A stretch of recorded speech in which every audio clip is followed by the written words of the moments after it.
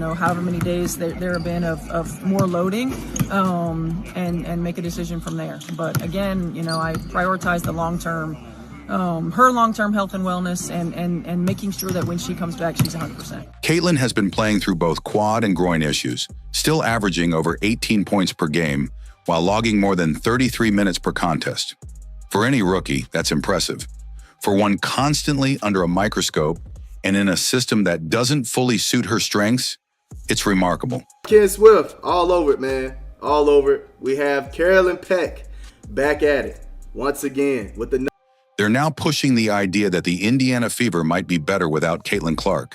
Seriously? How in the hell are they possibly better without her? How would the WNBA be better off without her? I don't understand why ESPN continues to butcher the cash cow. The same player who's selling out arenas, breaking records, and carrying the league?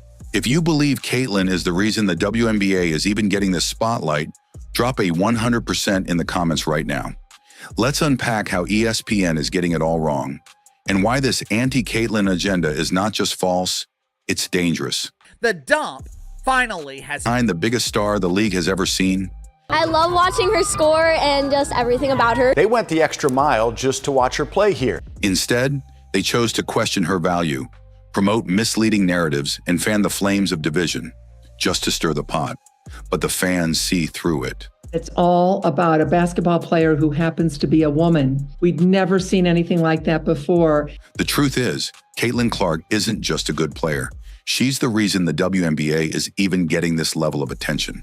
The sellouts, the ratings, the national buzz. A star that people want to watch. They finally have someone capable of generating interest. Broadcast rights for the WNBA are extremely cheap. ESPN is making millions of dollars off of this league right now.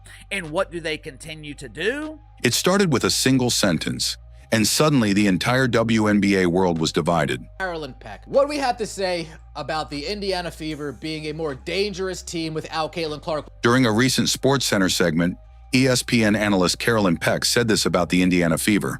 Indiana is even more dangerous when CaitlinClark doesn't play. I think Indiana's... My jersey! This is great news for women's basketball, period. CaitlinClark isn't being given the freedom to lead the way she's capable of.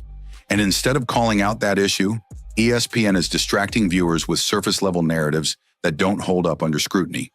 If the system finally adjusts to Caitlin, not the other way around, that's when you'll see what this team is truly capable of.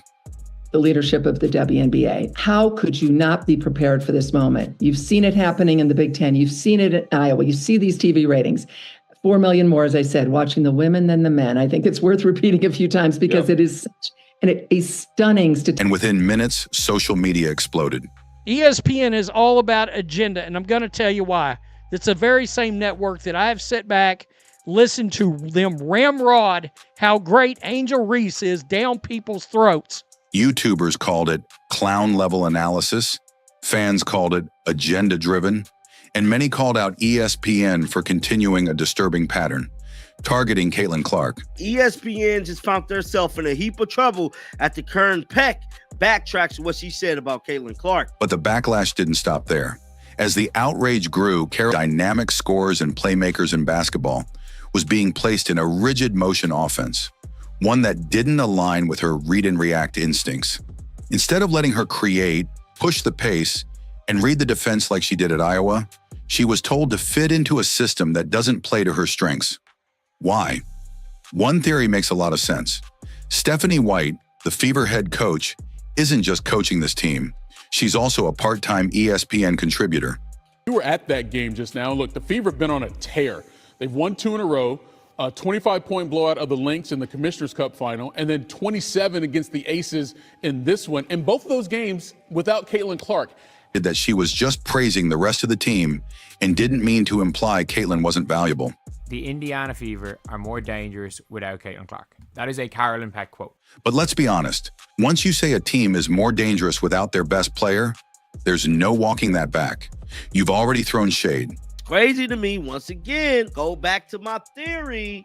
I think that Stephanie White is trying to take the ball out of CaitlinClark's hands, bro. And here's where it gets deeper. Some creators are pointing to a potential behind-the-scenes agenda. Peck, after all, isn't just an ESPN analyst. She was once the college coach. Struggle. It's just my theory. I believe when she come back, she might have 1 or 2 games where she's just electrifying, and after that, it's going to be back to what we're seeing, and that was her struggling from 3, her struggling to find her shot. It's just unfortunate, but it's not CaitlinClark. It's the system that she's in. While ESPN continues to push the narrative that the Fever play better without CaitlinClark, they're ignoring the most important factor in this entire discussion: the system. The truth is, this isn't about Caitlin's talent. It's about how she's being used. From day one, fans noticed something off. WNBA rumors suggest CaitlinClark will be among the first stars making $1 million annually, the most notable basketball team. And Stephanie? She also works for ESPN when she's not coaching the Fever. So now fans are asking the real question. Was Carolyn Peck simply sharing her opinion? Or was she subtly pushing a message from inside the Fever locker room? The Indiana Fever need CaitlinClark to win games. The Indiana Fever suck. They're nothing without Caitlin. And the CaitlinClark fans would rather see the Indiana Fever lose without Caitlin because it proves that Caitlin is good. Because let's not forget, CaitlinClark plays a read and react, ball-dominant style. The team received tough news Friday afternoon. Star guard CaitlinClark was ruled out again. Not the staff, not the scheme, not the rotations, just Caitlin. They continue diminishing the only player that people care about. Broadcast rights for the WNBA are extremely cheap. ESPN is making millions of dollars off of this league right now. And what do they continue to do? And this raises a serious question. Why is ESPN, a network that profits from her stardom, helping to push that narrative? The answer might be uncomfortable. Maybe it's about control.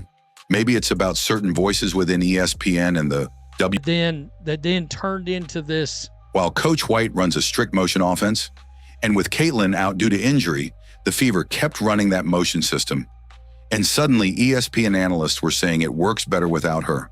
What'd she say? I'm not saying Caitlin is invaluable, but for those who only see Caitlin, for her to just throw that in there and kind of like only see Caitlin, basically call out CaitlinClark fans, not right, bro. As an ESPN reporter, it's not just a bad take.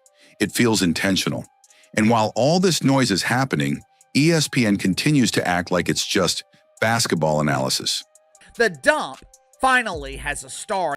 It all starts with her. CaitlinClark is the GOAT. She signed my jersey! Trying to downplay her role or suggest the Fever are better without her isn't just wrong, it's dishonest. So happy, I'm crying. I'm so happy. This is the best day ever. CaitlinClark effect seems to be crazier than year one. So if you're tired of the fake narratives in the media games, make your voice heard. Drop 100% in the comments to show where you stand. Because no matter how ESPN spins it, one thing is clear. The WNBA needs CaitlinClark a whole lot more than she needs them. Broadcast rights for the WNBA are extremely cheap. ESPN is making millions of dollars off of this league right now. But let's be clear. When your top women's basketball analyst openly implies that the face of the league is holding her team back, despite record-breaking viewership, jersey sales, and all-star votes, you're not analyzing, you're targeting. Ken Swift, all over it, man. All over it. We have Carolyn Peck back at it once again with the nonsense, trying to spread the narrative that now the Indiana Fever don't even need CaitlinClark. This isn't the first time ESPN has done this either. Years ago, they said the Lakers were better without Kobe, that the Saints should move on 52.5% from the field and 50% from three-point range. But slightly more predictable. And when it works, ESPN uses those moments to say, see, they don't need Caitlin. But look closer. The team isn't better. They're just playing differently, more conservatively. And when Caitlin returns, instead of adapting the system around her, they continue forcing her into a role that doesn't maximize her skill set. Because I bet you any amount of money, when Caitlin comes back, they're going to be, Caitlin, see, our system do work. Pass the ball. You don't need to be ball dominant all the time. We was winning games without you having. Has appeared in 9 games this season and is averaging 18.2 across 33 minutes per game. Let's cut through the noise and focus on what actually matters: performance. Because despite what ESPN or any commentator claims, The numbers show that CaitlinClark's presence on the court elevates the Indiana Fever. If you take out the last 3 games that CaitlinClark was clearly playing injured with her groin strap taped up, her averages on the season are 21.5 points and 9.5 assists and 6 boards. When Clark is playing, the Fever's net rating significantly improves. In her first few games, the team posted a net rating of 11.9. Came close to beating the Dream without CaitlinClark. Did you see what happened? Did you not see what happened earlier? When Caitlin sits, the Fever slow the game down. Fewer possessions, more defensive focus, lower scoring. That's not better basketball. That's survival mode. The system becomes less explosive. So in 2024, she averaged 16.5 points per game, 4 assists, 5.5 rebounds. She shot 37% from the field and 31.8% from 3. Now, if you look at her preseason in 2025, she only played 2 games in this preseason, and one was against that Brazilian national. That number remained at 5.5 before eventually climbing back to 11 once she found her rhythm again. The Indiana Fever, with and without CaitlinClark. First 4 games of the season, net rating 11.9. Without CaitlinClark, net rating drops to 2.6. Ooh. Without her, however, the net rating drops to just 2.6. That's not a small decline. It's a massive difference that reveals her real-time value. And it's not just net rating. The team's plus-minus when Clark is on the floor is a clear indicator of her impact. CaitlinClark in those 3 games, net rating at 11, net rating at 5.5, and